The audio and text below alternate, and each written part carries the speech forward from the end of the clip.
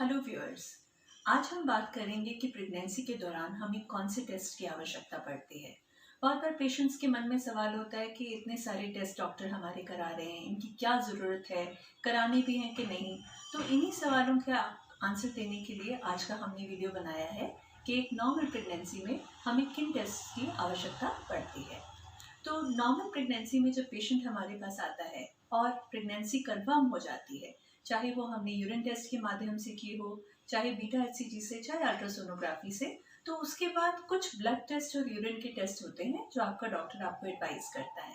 तो अब हम एक एक करके इन टेस्ट के बारे में बात करेंगे और मैं आपको ये बताऊंगी कि ये टेस्ट हमें क्या जानकारी देते हैं।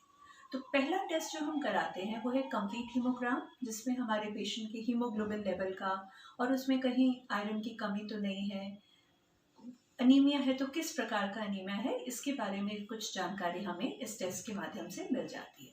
फिर हम कराते हैं थायराइड का और शुगर का टेस्ट, एक baseline test T3, T4, TSH, thyroid profile और ब्लड शुगर रैंडम। जो पेशेंट हमारी क्लिनिक में आया तो उस समय एक ब्लड शुगर का रीडिंग हम उसका ले लेते हैं। उसके बाद हम पेशेंट का यूरिन कंप्लीट एग्जामिनेशन कराते हैं, जिसमें हमें पता चल जाता है कि उसको यूरिन में कोई इन्फेक्शन तो नहीं है, ताकि यूरिन में यदि इन्फेक्शन हो तो हम उसको समय से ट्रीट कर सकें, नहीं तो आगे चल के कहीं प्री टर्म लेबर पेन्स ना आ जाए, समय से पहले डिलीवरी ना हो जाए।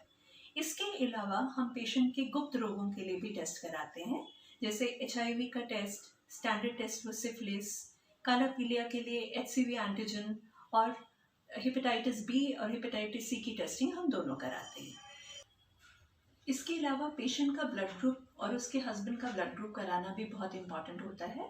हमारे कुछ पेशेंट्स ऐसे होते हैं जो RH नेगेटिव होते हैं, उनके पार्टनर्स RH पॉजिटिव होते हैं, तो ये जानकारी हमारे पास पहले होनी चाहिए अगर हमारे पेशेंट्स का ब्लड ग्रुप मिसमैच है, खास तौर पे अगर लेडी का ब्लड ग्रुप नेगेटिव है। इसके अलावा भी कुछ और टेस्ट हैं जो हमें कराने होते हैं और जो कि हम समय समय पे अपने पेशेंट्स को जानकारी देते हैं। ये टेस्ट हमारे भारतीय हेल्थ मिनिस्ट्री की तरफ से एडवाइस नहीं किए गए, ये रिकमेंडेड टेस्ट हैं और ऑप्शनल टेस्ट हैं जो हम पेशेंट्स को ऑफर करते हैं और ज़रूरत के हिसाब से उनको गाइड भी करते हैं। अब स्पेशल रिकमेंडेड टेस्ट में हमारा एक टेस्ट है थैलेसीमिया के लिए स्क्रीनिंग। आपने देखा होगा कि कुछ बच्चे ऐसे होते हैं जिनको आजीवन खून चढ़ता है, उनको थैलेसीमिया मेजर होता है। तो थैलेसीमिया स्क्रीनिंग हम मदर्स में करते हैं थैलेसीमिया ट्रेट या थैलेसीमिया मेजर माइनर देखने के लिए। उसके अलावा हम एक टेस्ट करते हैं डबल मार्कर, जो कि 11 से 13 वीक्स के बीच में कराया जाता है। इसको हम मोस्टली लेवल 1 स्कैन के साथ ऑफर करते हैं।